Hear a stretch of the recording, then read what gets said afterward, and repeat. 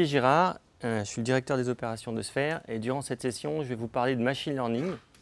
Donc c'est vraiment une session de présentation de ce que c'est que le machine learning. Ça va vous donner un paysage un petit peu du domaine et quelques règles de base, sachant qu'en ce moment, il y a un très bon cours qui vient de démarrer sur Coursera, qui est fait par un des pontes du domaine, qui est un cours qui est gratuit. Donc si vous voulez approfondir, si durant cette session, vous avez pris goût au machine learning, je vous invite vraiment à suivre cette formation qui dure, je crois, 7 semaines et qui est vraiment une référence dans le domaine. Voilà, donc moi je vais vous parler de machine learning et puis des conséquences qui sont en train d'arriver à laquelle je pense qu'il faut être vigilant, c'est ce qu'on appelle la régulation numérique. Un petit mot sur Sphère. Sphère, c'est 300 personnes. C'est principalement une entreprise qui fait du développement logiciel. Sur des techno-bacs Java, .NET, du front, beaucoup de front maintenant. On a aussi tout un centre de compétences agiles et on fait de l'Ops. On a un historique qui est assez long avec Google puisqu'on a démarré sur GWT en 2006. En 2010, Sphère a démarré ses premiers développements en prod sur App Engine. On a commencé à faire l'Angular en 2012. 2013, on a joué avec un outil qui s'appelle BigQuery. On a commencé aussi à jouer avec Compute Engine. Alors cet après-midi, j'anime une formation sur BigQuery. Je ne sais pas s'il y a des gens dans la salle qui seront présents. Est-ce qu'il y en a qui seront présents? Alors il fallait être préinscrit pour y aller, puisqu'on va avoir, ça donne accès à une vraie certification Google, et donc c'est tout un process. Donc contrairement à ce qu'il dit Alexis, c'est pas open bar. Il fallait d'abord s'être préinscrit à la formation pour pouvoir y aller en fait. Voilà. Et puis donc pour nous 2015, ce sera une année où on va mettre en place Polymère. On a déjà démarré d'ailleurs sur des projets en prod. Et puis une autre techno Google qui s'appelle Dataflow, qui va être mentionné par Martin Gorner durant l'après-midi, il me semble. Voilà. Juste un dernier mot sur Sphère. Donc on a maintenant plus de 50% de notre chiffre d'affaires qui dépend des technologies cloud directement. Voilà. J'aime bien toujours parler un petit peu du hashtag de la conf, donc si vous tweetez, n'hésitez pas à le mettre, ça permet de bien suivre le fil de ce qui se passe. Voilà. Attaquons sur le machine learning, donc c'est maintenant présent vraiment partout. Donc tout le monde connaît les merveilles qu'est capable de faire le système anti-spam de Google. Maintenant, ça va même un peu plus loin, ça va vous classer vos emails par différentes catégories. Des emails business, des choses liées à la finance, etc. Ça vous les classe assez correctement. Derrière, c'est des outils de machine learning. Tout ce qui est outils de recommandation. Donc, il n'y a pas une grosse société de l'Internet qui n'utilise pas ce genre d'outils pour vous pousser à acheter plus. Donc les premiers à avoir lancé ça de manière très importante, c'était Amazon, avec un système de recommandation qui est ce qu'il est. On va dire que ce n'est pas forcément celui que je préfère, mais en tout cas, il a le mérite d'exister et certainement d'avoir été un des premiers. Donc l'idée, c'est dès que on va un peu regarder quels sont les produits à laquelle vous vous intéressez, ce que vous achetez, et puis derrière, on va vous proposer des produits équivalents. En tout cas, on va vous inciter à acheter des nouveaux produits. Et donc pour ça, plus le système de recommandation est bon, plus vous allez acheter. En général, derrière ces systèmes de recommandation, il y a aussi du machine learning. On le voit aussi chez Netflix. Donc j'aime bien ce slide qui montre la progression de Netflix sur le marché entre 2009, où ils avaient 0% de part de marché en vidéo on demand, et 2011, c'est-à-dire à peine 2 ans plus tard, ils avaient déjà pris 44% de la part de marché. Bon, à ce moment-là, ce n'était pas forcément des très gros volumes, mais en tout cas, c'était vraiment une très grosse progression. Et l'idée qu'ils ont eue, c'est de dire plutôt voici notre gros catalogue, regardez comme il a plein de films. Ils ont plutôt cherché tout de suite à dire ce qu'on va essayer de proposer, c'est des films qui vont intéresser la personne. Et donc, ils ont tout de suite travaillé sur des algos avec du machine learning de manière à déterminer quels sont vos goûts pour arriver à proposer les bonnes informations. Pour faire ça, en fait, quand vous faites du Netflix, quand vous consommez Netflix, ils vont recorder un maximum d'informations sur votre comportement. Par exemple, à quelle heure vous regardez les vidéos, quelle vidéo vous avez regardé, de quelle catégorie. Est-ce que si par exemple dans une vidéo vous avez sauté une scène, quelle est cette scène?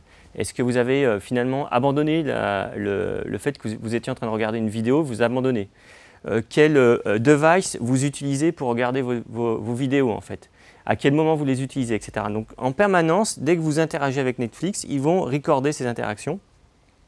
Et puis, en partant de ces données, de cette masse de données, ils essayent de déterminer qui vous êtes de manière à vous proposer des vidéos pertinentes.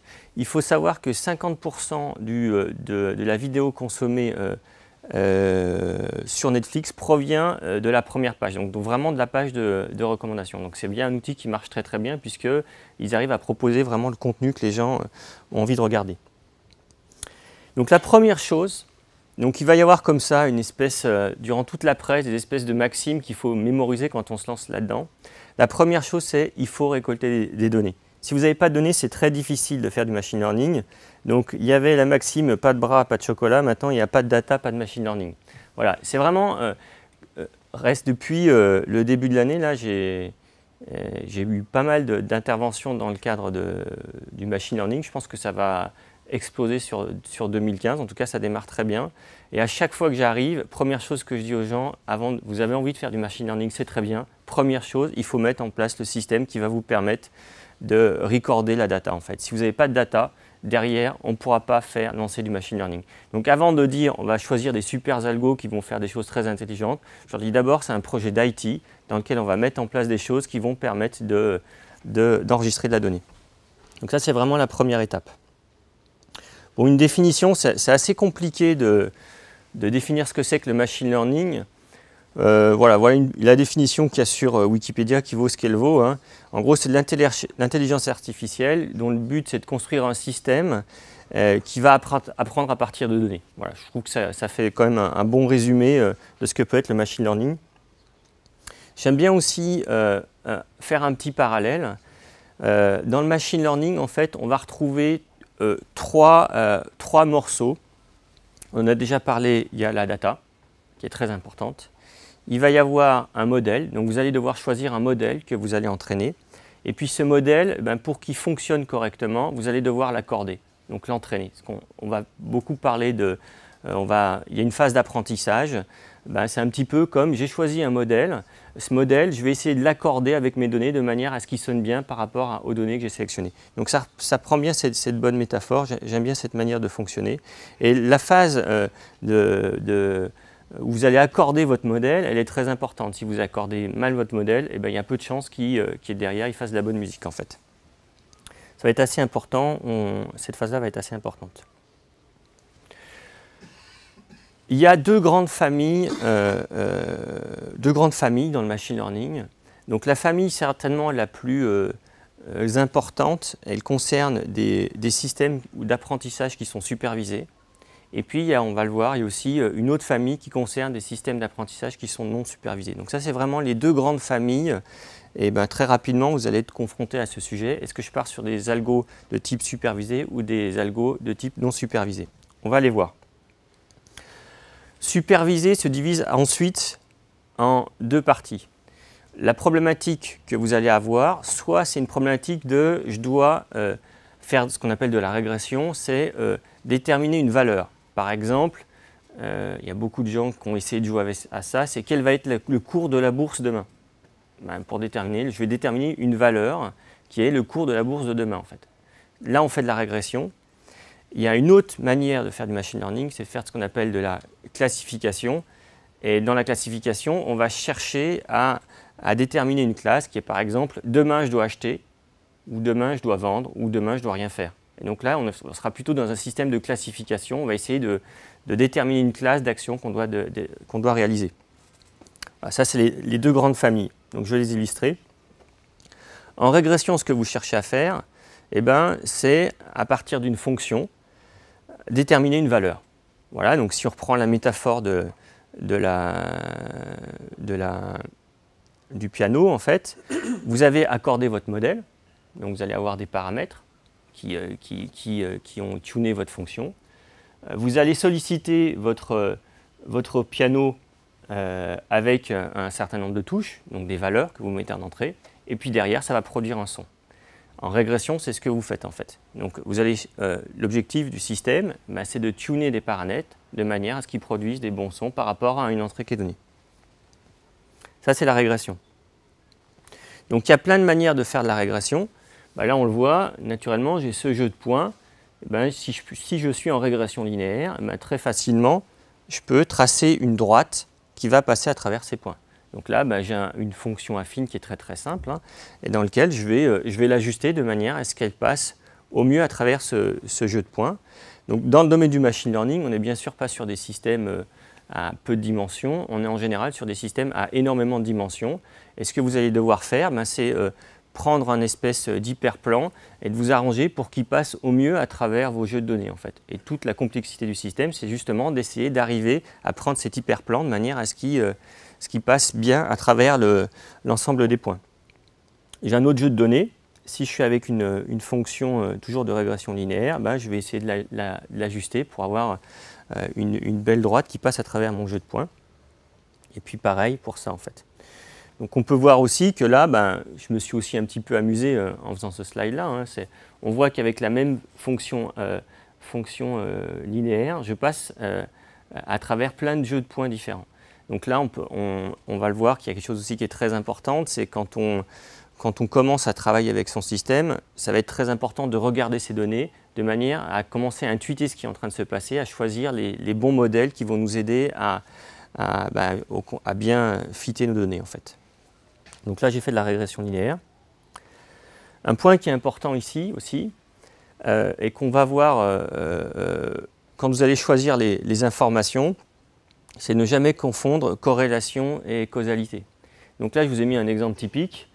Si on suit cette belle courbe de corrélation, on peut en déduire que plus on mange de chocolat et plus on a de prix Nobel. Voilà. Donc ça, c'est une belle courbe de corrélation. Par contre, il y a peu de chances qu'il y ait de la causalité entre ces deux jeux de données. Récemment, il y a quelqu'un qui a sorti une étude sur le pourcentage d'avoir une mention très bien au bac en fonction de son prénom. Donc il se trouve que si vous vous prénommez Adèle, vous avez 20% de chance d'avoir une mention, plus de 20% de chance d'avoir une mention très bien au bac. Voilà. Donc là, on voit qu'il y a, une corrélation entre, effectivement, quand vous vous prénommez Adèle, ce qu'on constate, c'est que ces jeunes filles ont souvent une mention très bien. Donc il y a une vraie relation de corrélation. Par contre, la causalité, c'est que sûrement si vous vous appelez Adèle, c'est que vos parents ont pas mal d'argent, ce qui est déjà une bonne raison d'avoir le bac. Et puis en plus, ils sont issus d'un milieu socio-culturel qui est aussi assez élevé, qui est aussi une bonne raison d'avoir aussi une mention très bien au bac. Et donc ça, c'est les vraies raisons de causalité, et puis qu'on génère une espèce de corrélation derrière en fait. Donc bien faire attention aussi quand vous choisissez vos données. C'est pas parce que vous avez observé des corrélations qu'il y a des vraies causalités, et peut-être en introduisant ça dans votre système, vous allez le perturber, il va mal apprendre. Donc deuxième chose, c'est une fois que vous avez choisi ça, donc une autre chose importante, c'est de minimiser une fonction de coût. Donc là, je vous ai mis deux formules un peu mathématiques. On avait vu la première, voilà la deuxième. Derrière, on ne fera plus de maths, bien que le machine learning, c'est quand même beaucoup de maths. Donc là, on retrouve notre fonction de régression. Et quand on va chercher à entraîner notre modèle, on va avoir un certain nombre d'observations. Dans ces observations, on va avoir observé des données en entrée, et puis on va avoir une donnée de sortie. Donc ça, c'est ce qu'on observe. Par exemple, j'ai un historique de valeurs en bourse, et puis j'ai observé pendant une semaine que les valeurs en bourse c'était ça, et puis du coup j'étais capable de déterminer la valeur du lendemain en fait. Donc j'ai un historique, donc j'ai vraiment des observations qui me permettent de faire ça.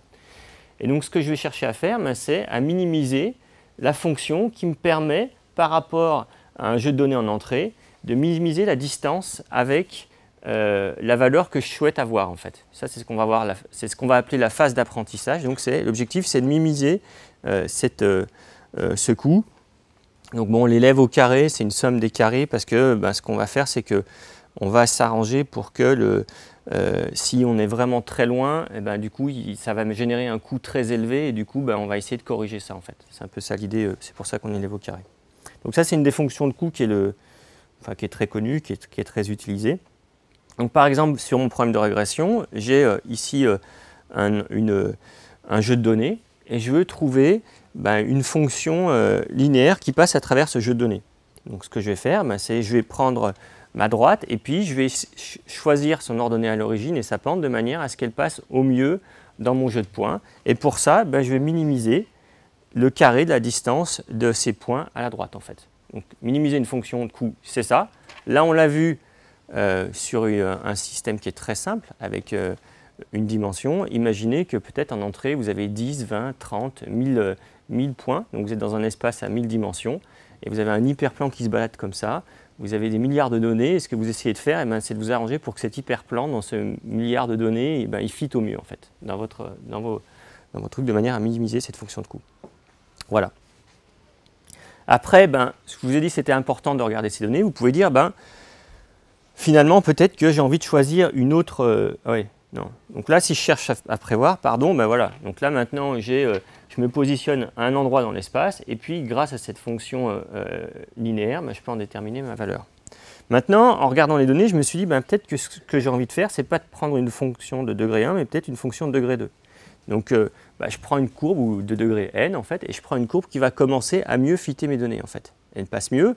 Donc, bien sûr, je vais pouvoir avoir un coût final qui va être plus faible, parce que je vais pouvoir passer au plus proche de mes points. Voilà, donc c'est ce qui se passe là. Et puis, tout à l'heure, j'avais prévu une valeur qui était ici. Maintenant, si je prends ma nouvelle fonction, et quand je vais prévoir, ça va plutôt donner un point qui est là. C'est difficile, comme ça, de dire quelle est la meilleure valeur. On ne sait pas, en fait, vraiment quelle est la meilleure valeur. Mais voilà, après, on se dit, voilà, là, quand je regarde mes données comme ça, tout à l'heure, je pense que vous étiez assez convaincu que la valeur du haut était bonne, et puis je vous mets maintenant, c'est là, vous êtes assez convaincu que c'est la deuxième qui est bonne, en fait. Voilà. Ça va être tout le jeu d'arriver à choisir le bon modèle qui va arriver à faire de bonnes prévisions, et c'est un petit peu toute la science du data scientist, c'est d'arriver comme ça, à sentir ce qui se passe, de manière à choisir les bons modèles pour les bons jeux d'entrée, pour arriver à avoir des choses qui prévoient correctement. On a parlé de régression.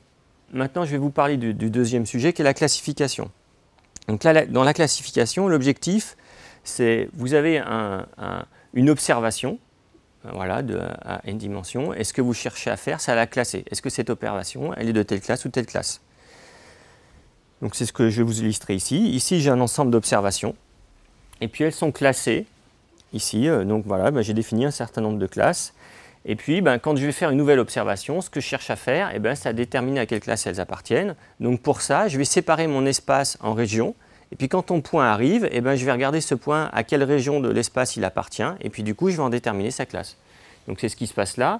J'avais identifié 3 régions, 3 classes. Donc on peut dire qu'il y a 3 régions dans mon espace, au moins 3 on va dire. Je choisis deux plans qui coupent cet espace. Et puis derrière, quand j'ai une nouvelle observation qui arrive, par exemple elle est là, naturellement je vais en déduire qu'elle est plutôt dans la classe rose, etc. Donc ça, on est plutôt dans des fonctions de classification.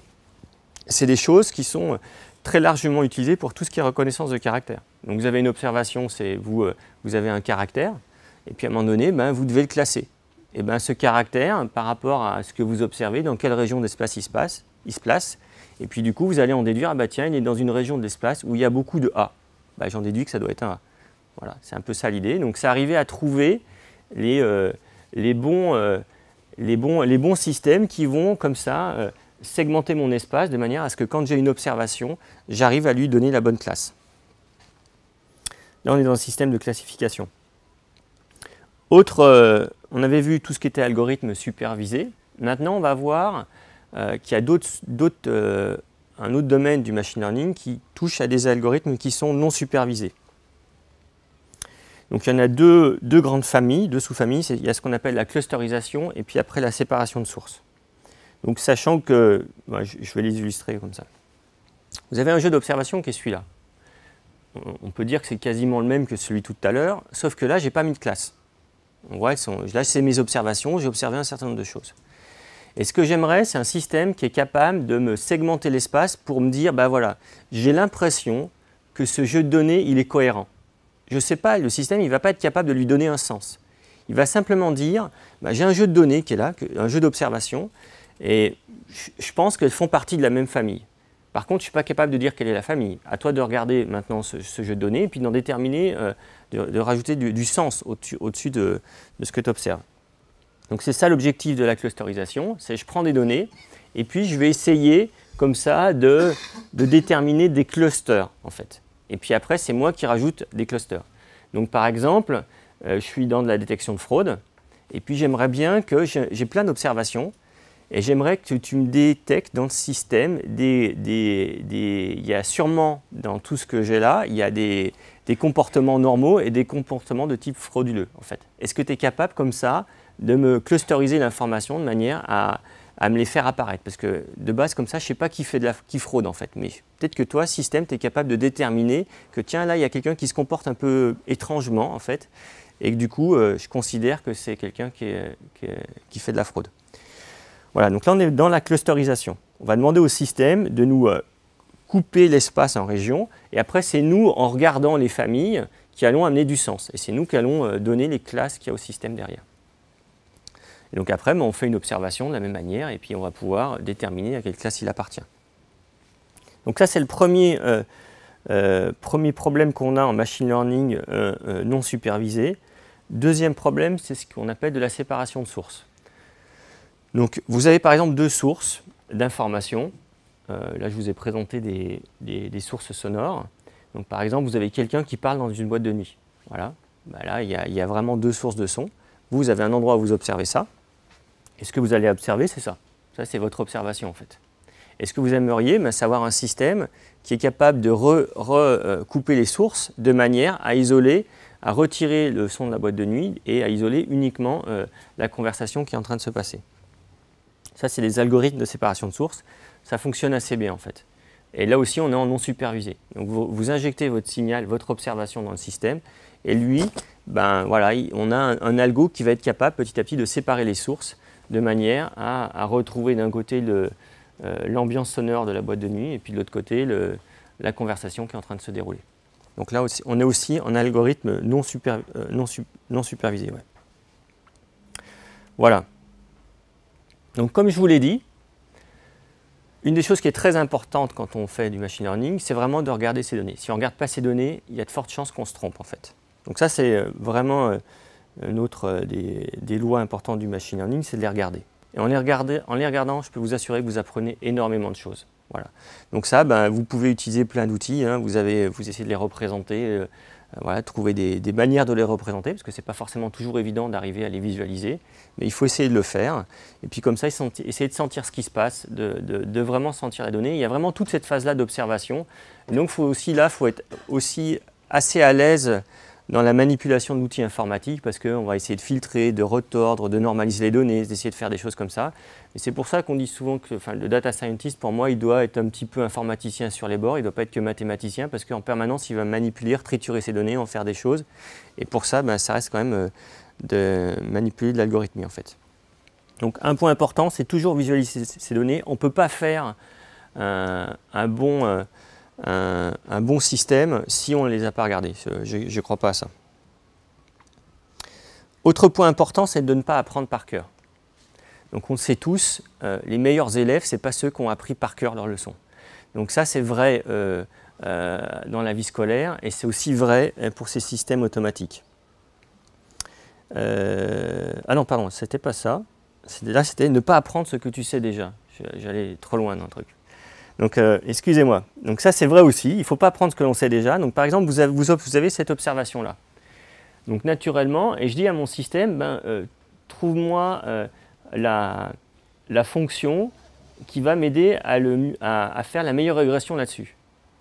Ben, si votre système n'est pas super... en tout cas, en première approximation, en termes de minimisation de coûts, votre système, il va facilement vous sortir ça.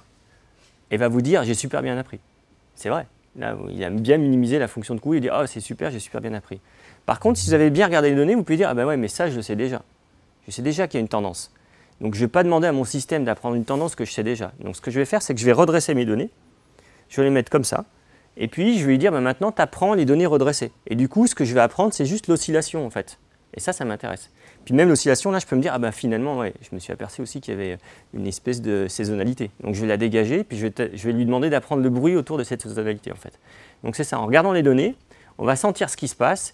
Et finalement, ce qui va nous intéresser dans le système, c'est d'apprendre le bruit. Ce qu'on n'arrive pas à comprendre, en fait. Et de voir si lui, par un modèle mathématique, il est plus malin que nous, il arrive à comprendre des choses, en fait. Donc ça, c'est typiquement ce qui se passe dans tout ce qui est consommation. On sait en ce moment, la consommation baisse, ben, il y a une tendance. Voilà, il y a de consommation baisse, il y a la tendance. Et ben, vous pouvez la connaître, cette tendance, en observant ce qui se passe, et puis ça, vous la retirez, en fait. Après, dans tout ce qui est consommation, il y a de la saisonnalité. Il y a les soldes, il y a les vacances, les machins, etc. On sait que les gens ne consomment pas de la même manière en été qu'en hiver. Vous avez cette saisonnalité. Et dès que vous êtes sur des systèmes dans lesquels il y a de la consommation, vous avez ce phénomène qui apparaît, ben vous allez le retirer puis essayer derrière d'apprendre le bruit, en fait. Voilà, donc ne jamais apprendre ce que l'on sait déjà, parce que vous allez être super fier, mais ça ne sert pas à grand-chose. Tes données, tu segmenteras.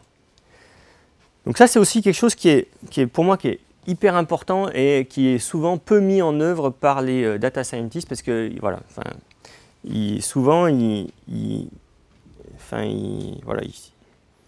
se croient vraiment, ils ont l'impression qu'ils sont capables de tout modéliser avec un maxi modèle qui sait tout faire. Voilà. Donc là, l'idée c'est quoi? C'est de dire, donc pour vous aider à comprendre ça, je vous ai représenté la France et je dis une question, ben, je donne en entrée du système la latitude et la longitude, et ce que je demande au système, c'est de prévoir l'altitude. Système qui est très simple. Vous prenez vos données, les données, le système que vous allez utiliser pour faire la prévision, c'est exactement ça. Au lieu d'être dans un espace à 3 dimensions, vous êtes dans un espace à n dimensions, vous avez exactement cette problématique. Vous êtes dans une région de l'espace et il y a une espèce de relief qui est là, et ce que vous allez faire, ben, c'est poser une courbe sur ce relief, et c'est cette courbe qui va vous aider à trouver des valeurs, en fait. C'est exactement ce qui se passe. Donc là, ben, sur la France, on connaît très bien le relief. Et puis, ben, il y a deux solutions. Il y a le gars qui se croit super malin, qui va dire, ben, moi, je vais sortir un modèle pour toute la France. Voilà, il va peut-être y arriver. Et puis, il y a celui qui dit, ben, moi, en fait, pour la plaine de la Beauce, je pense que je vais me prendre une petite droite. Ça devrait bien faire l'affaire. Et, voilà. Et là, je vais plutôt essayer de trouver quel est le périmètre dans lequel je peux appliquer ces droites. Et puis quand je vais dans les Alpes, ben, je vais utiliser un autre système. Quand je vais dans le Jura, ben, c'est plutôt rond, donc je vais choisir des fonctions plus grandes. Voilà. Et donc là, ben, ce que vous faites, c'est que plutôt que de dire je vais avoir un modèle qui va s'occuper de prévoir de la data dans tout l'espace, et ben, je vais essayer de choisir des régions dans l'espace et dans lesquelles je vais appliquer différents modèles. Donc ça, c'est assez important de mettre en place ça. Par exemple, alors, je développe depuis des années un outil d'aide à la conduite. Et cet outil d'aide à la conduite, ben, il me permet de savoir à quel moment il y a des dangers non permanents qui débarquent sur la route. Donc, vu que ça fait des années que j'enregistre ça, maintenant j'ai une bonne idée de quand les dangers arrivent sur la route. Donc, soit je dis, ben, je crée un modèle qui me permet à tout moment de savoir, donc je crée un seul modèle pour tous les jours de la semaine. Donc voilà, donc j'ai ça, j'ai plein d'observations des différentes journées, et puis j'essaye d'avoir un modèle qui passe par là. Ou soit je me dis, ben en fait, ce que je m'aperçois, c'est que dans mon espace, le système ne se comporte pas de la même manière. Par exemple, je m'aperçois que le jeudi, le lundi, mardi, mercredi et jeudi, globalement, le système il se comporte de la même manière. C'est-à-dire que des dangers comme ça qui surgissent sur la route, ben voilà, ils arrivent à peu près aux mêmes heures. Et puis je m'aperçois ben, que finalement, le vendredi, c'est un petit peu différent. Vers 16 h, il se passe un truc là. Je ne sais pas ce qui se passe. D'un seul coup, il y a plein de dangers qui surgissent sur la route. Et puis le samedi, c'est un peu différent. C'est plutôt pendant la nuit qu'il y a des dangers qui apparaissent sur la route. Voilà. Et puis le dimanche, eh ben, c'est finalement un petit peu le matin. Il y a encore des dangers qui arrivent le dimanche matin. Et puis après, il y a un pic juste avant midi. Je ne sais pas pourquoi. Et puis après, il y a encore un petit pic vers fin d'après-midi. Voilà. Donc plutôt que de dire je vais avoir un système qui me permet de prévoir à quel moment vont émerger les dangers sur la route pour tous les jours de la semaine, ben, on sent tout de suite quand je vous présente ça, dire ben non, je ne vais pas faire ça. Je vais plutôt segmenter mon espace et je vais dire ben, il y a des choses qui sont, j'ai l'impression que le lundi ça ne se comporte pas pareil que le dimanche, ben, je vais plutôt avoir deux modèles en fait. C'est ça que je veux dire par avoir, il ne faut pas hésiter à le faire, d'essayer de sentir si votre système il vibre de la même manière partout dans votre espace. Et si ce n'est pas le cas, ben, essayez d'avoir des modèles différents. Voilà. Alors, tes données, tu pré-traiteras. Donc ça, c'est assez important. Par exemple, vous faites de la reconnaissance de visage. Ça paraît évident que ben, vous avez une photo. Ben, derrière, vous allez peut-être la pré-traiter. Donc là, c'est une chaîne de traitement. D'abord, on va plutôt la passer en gris. Ensuite, on va essayer de déterminer où sont les zones importantes pour de la reconnaissance de visage.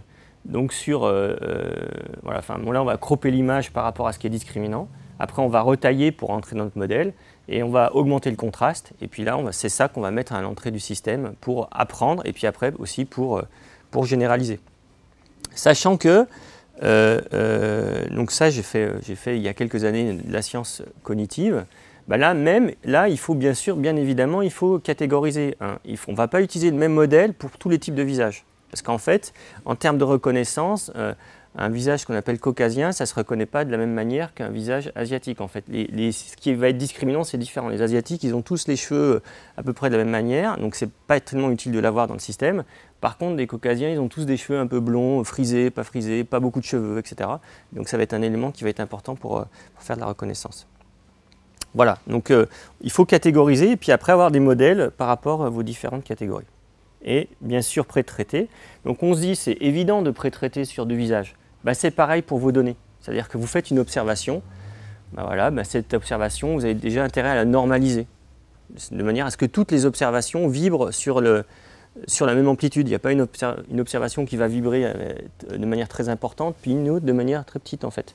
Ce qu'il faut, c'est que chaque observation, elle ait le même poids lors de l'apprentissage. Et pour ça, ce qu'il va falloir, c'est normaliser, recentrer. Enfin, il y a un certain nombre de pré-traitements à appliquer pour que le système il apprenne correctement. Donc, c'est ce que j'ai présenté là. Là, j'ai des observations. Ce que je vais faire, c'est je vais les recentrer autour de 0. Et puis, je vais les normaliser de manière à ce qu'il n'y ait pas une observation qui ait plus d'importance que les autres, en fait. Donc, ça, on est dans le pré-traitement de la donnée.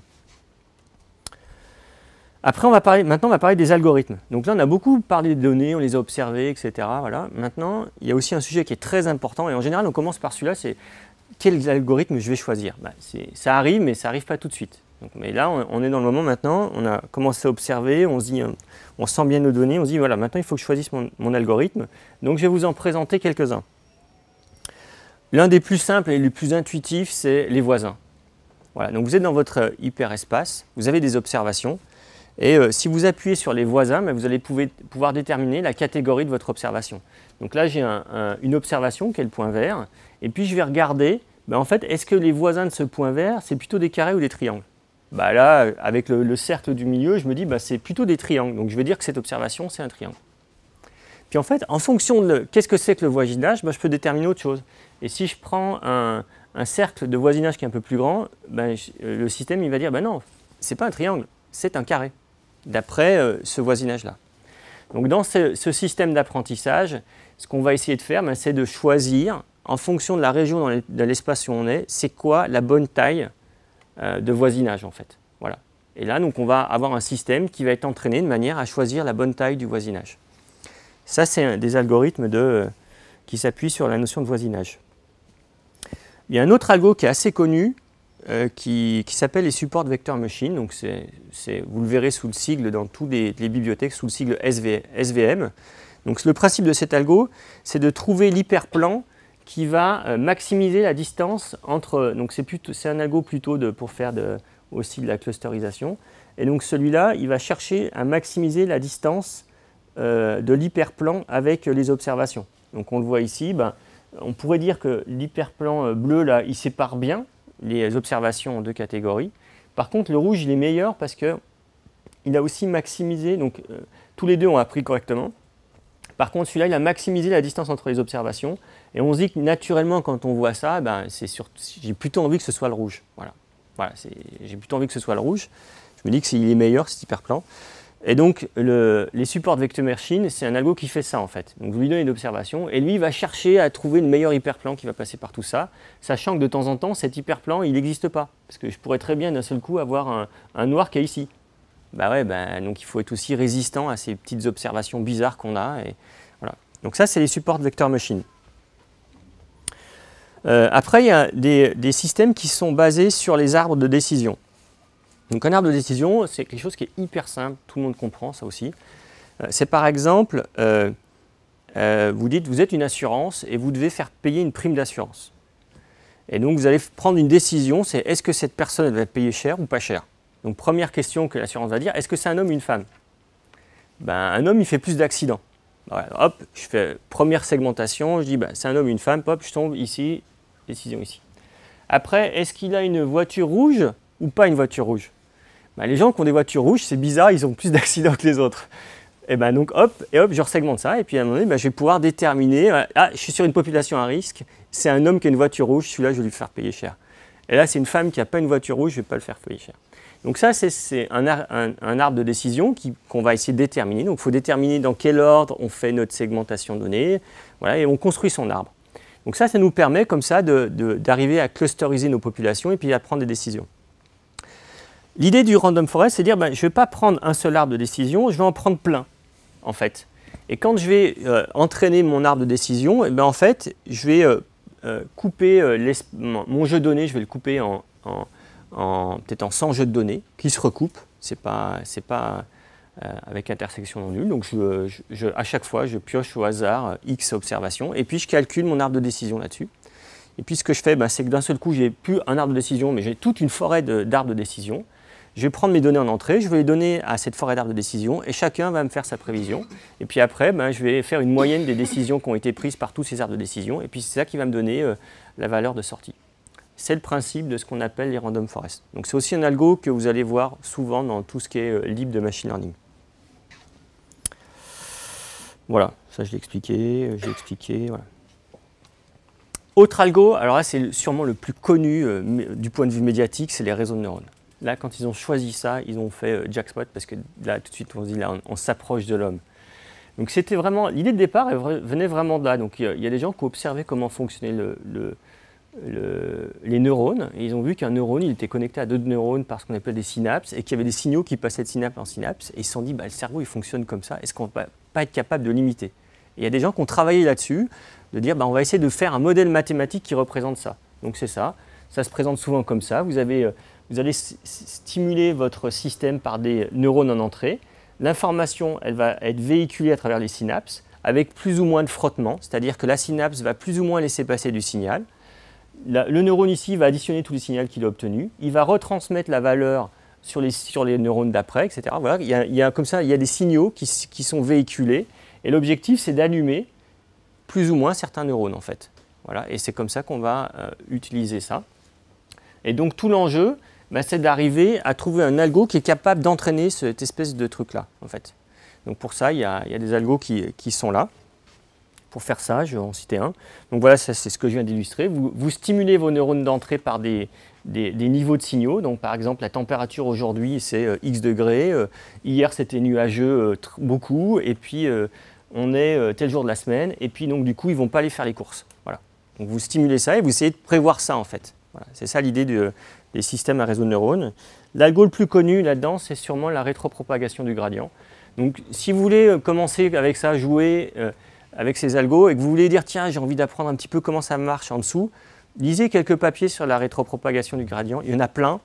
Donc, du coup, vous allez le voir expliqué par plein de personnes différentes et vous allez le comprendre. C'est pas non plus très compliqué à comprendre. Et là, vous allez comprendre comment on entraîne un réseau de neurones. Ça se code aussi très bien. Donc après, une fois que vous avez compris les maths, vous dites, tiens, est-ce que je suis capable de le coder? C'est un bel exercice d'algo. Et après, il y a le summum qui est en train d'arriver. C'est ce qu'on appelle le deep learning. Donc en gros, je ne vais pas avoir un tout petit réseau de neurones, je vais en avoir un énorme. Vraiment très très gros. Et donc ça, c'est ce que utilisent maintenant les Google, Facebook & Co. pour faire ce qu'ils font dans tout ce qui est reconnaissance de visage, classification diverses et variées, etc. Ils utilisent ces algos-là. Voilà, donc là on est, si vous voulez regarder un petit peu comment fonctionne le deep learning, il faut déjà avoir un petit peu de, je vais speeder alors, il faut avoir un petit peu une meilleure connaissance de, il faut déjà avoir joué avec autre chose avant d'attaquer directement le deep learning en fait. Mais sachez que ça existe, ça arrive vraiment depuis 2000, ça fait 3-4 ans que cette technique est en train d'arriver et qu'il y a beaucoup de publications autour de ça. Voilà. Donc on a dit que c'était important de voir plein de choses, et entre autres de l'intuition. C'est compliqué de savoir qu'est-ce que c'est que l'intuition. Je ne sais pas bien ce que c'est, mais ça se travaille en fait. C'est comme ma grand-mère quand j'allais aux champignons avec elle. Elle me disait, tiens là il y a un champignon. Je ne l'avais pas vu, il était là, et voilà, mais elle sentait qu'il y en avait un, elle le voyait en fait. Là c'est pareil, dans les datas, d'un seul coup, et à un moment donné, on dit, c'est bizarre, j'ai envie de mettre ça en entrée, je ne sais pas pourquoi, mais je me dis que ça va m'aider, ça va aider mon système, il va mieux apprendre. Donc c'est ça qu'il faut arriver à travailler.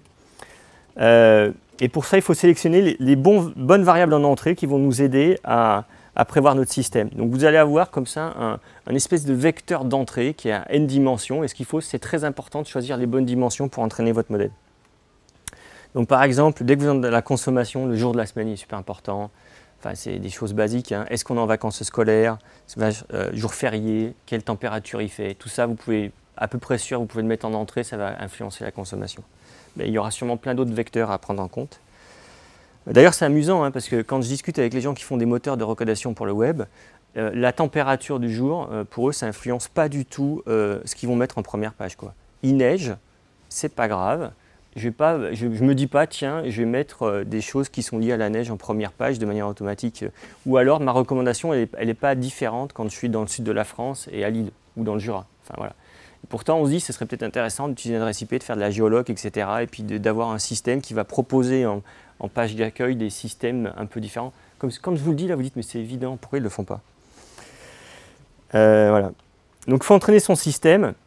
Donc là, je vous dis, il faut beaucoup d'observations. Une des premières raisons, c'est que déjà, il faut couper votre jeu de données en 2 morceaux. Il y a un morceau qui sert à l'apprentissage et un morceau qui est là pour vérifier que vous avez bien appris. Voilà.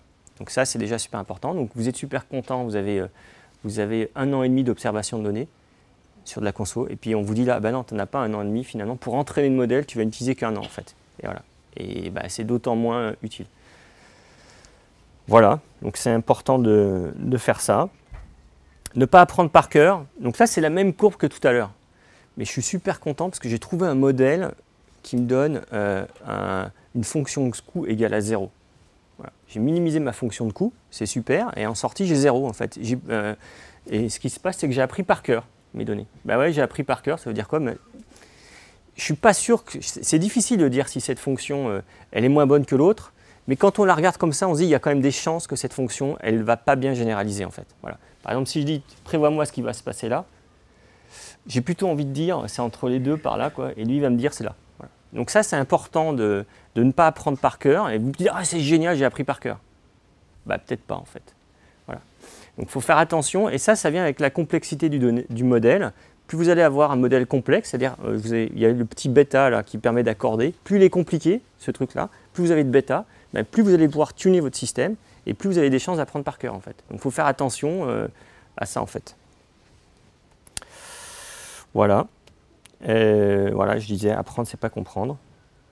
Donc les petites recettes, il faut, on l'a dit, enregistrer, visualiser, segmenter, pré-traiter, choisir son algorithme, entraîner le système, le valider, l'exécuter. Un bon système de validation de système, elle est sympa cette phrase. Une bonne manière de valider son système, c'est de faire de l'A/B testing en fait. Donc vous entraînez votre système, vous le mettez en prod et puis vous allez regarder est-ce que vous allez le valider avec de la vraie donnée sur un petit échantillon qui est en train d'arriver. Vous dites tiens, je vais prendre 5% des gens en entrée et je vais voir si mon système de recommandation il fonctionne sur ces 5% en fait. Donc l'A/B testing, c'est très bien pour valider son modèle. C'est ce que tout le monde fait. Il y a vraiment plein d'outils. Donc ça, c'est si vous dites un peu, voilà, moi je veux installer mes outils et je veux d'abord passer plein de temps à installer mes outils, voilà. Et je ne veux pas faire de machine learning, je veux plutôt faire de l'installation d'outils. Et après, il y a maintenant aussi plein de gens qui sont en train de se positionner pour dire, nous, on va vous le fournir, tout ça, comme un service. C'est l'arrivée du cloud. Et plutôt que de dire, je vais installer des machines qui vont entraîner des systèmes, etc., peut-être que vous pouvez aussi regarder du côté des gens qui commencent à proposer ça directement en service, en fait. À vous de voir ce que vous avez envie de faire. Alors une chose est sûre, en ce moment, on est en plein dedans. Tout ce que vous faites sur Internet, c'est recordé et c'est scoré. Donc voilà, ça c'est sûr, voilà. Et donc par exemple, quand le truc évident, c'est vous avez votre prime d'assurance, elle va être un petit peu différente en fonction de qui vous êtes. Ce que vous allez voir sur Netflix, ça va être un petit peu différent. Voilà. En tout cas, en permanence, on est en train de vous scorer. Ça c'est assez, c'est vrai.